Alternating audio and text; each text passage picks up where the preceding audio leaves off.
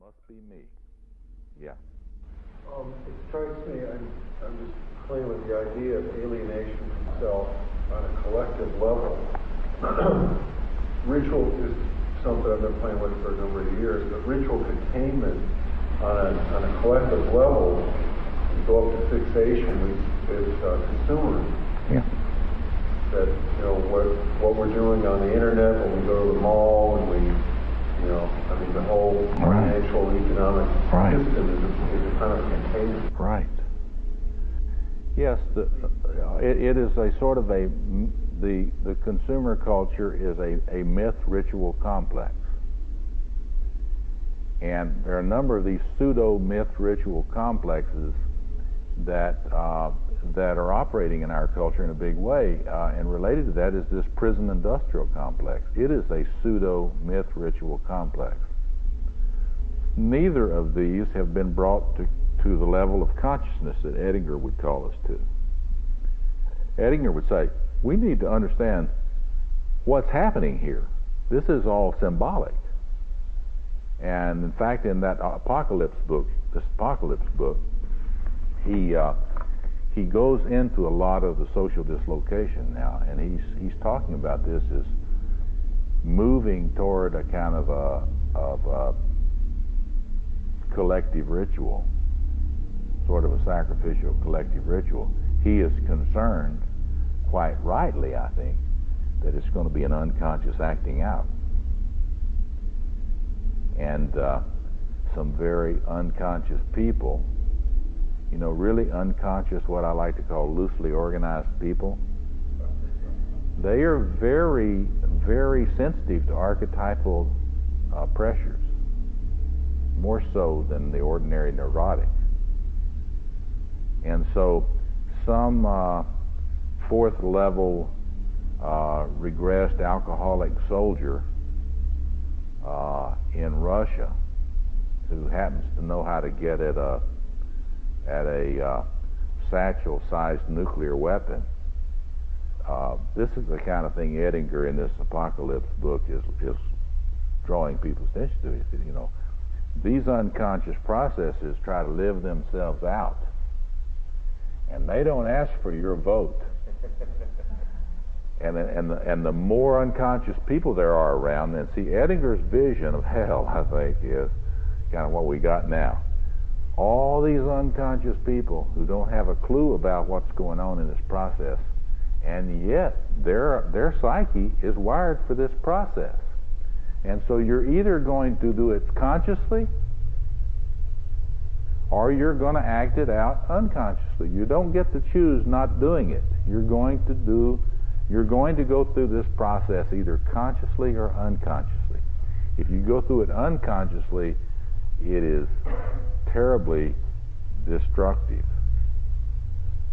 If you try to get enough conscious people and they start working on this stuff consciously, then a true regeneration is possible. And that's what this Archetype of the Apocalypse book, that's the essence of this book. His argument is that the book of Revelation really is talking about the current, he thinks it's talking about what really is happening right now in the world in terms of this metabolism.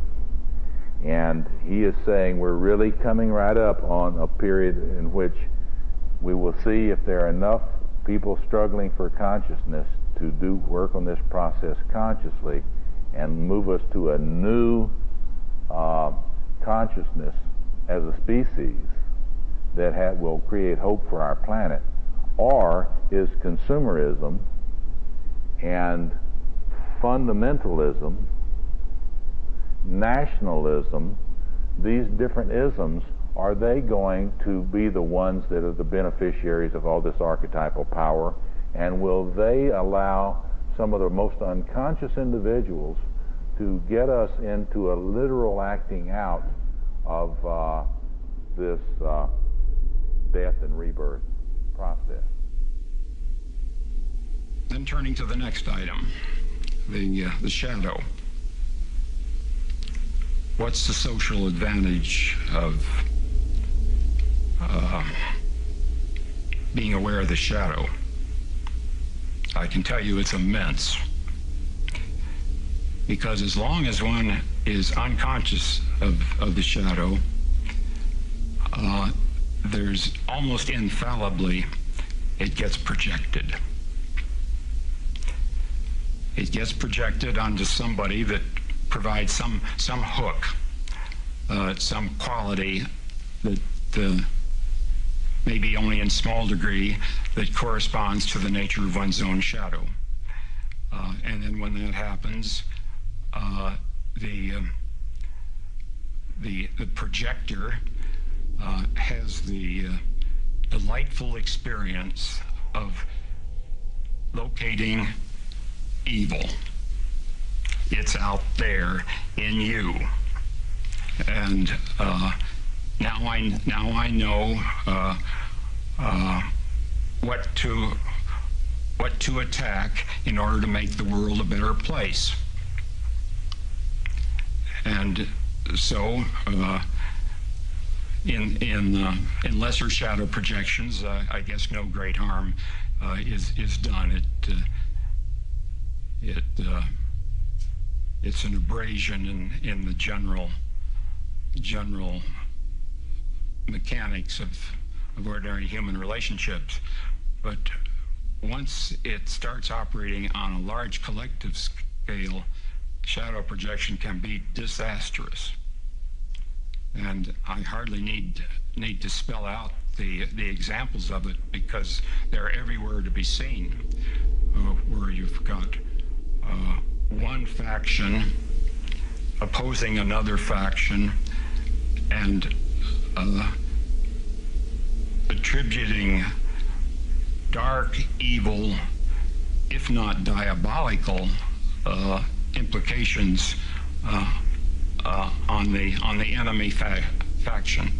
We see this everywhere in the world, and I'm not going to go into the details, but this is all the consequence of shadow projection, and it's really a disgrace for an educated and supposedly relatively mature human being to be caught engaging in a crude shadow projection in this day and age. But disgrace or not, it happens all the time. And it's a grave damage to our social fabric. So to the extent that an individual, through the analytic process, becomes aware of his shadow, he is then inoculated from shadow projection, because he recognizes that the particular quality or idea or mode of living that is so annoying to him in the other person is an expression of his own shadow, which accounts for the annoyance. We can have likes or dislikes, but when a certain level of affect enters the picture, that's an infallible indication of a shadow projection. And people unconscious of their shadows are a grave danger to the welfare of society as a whole.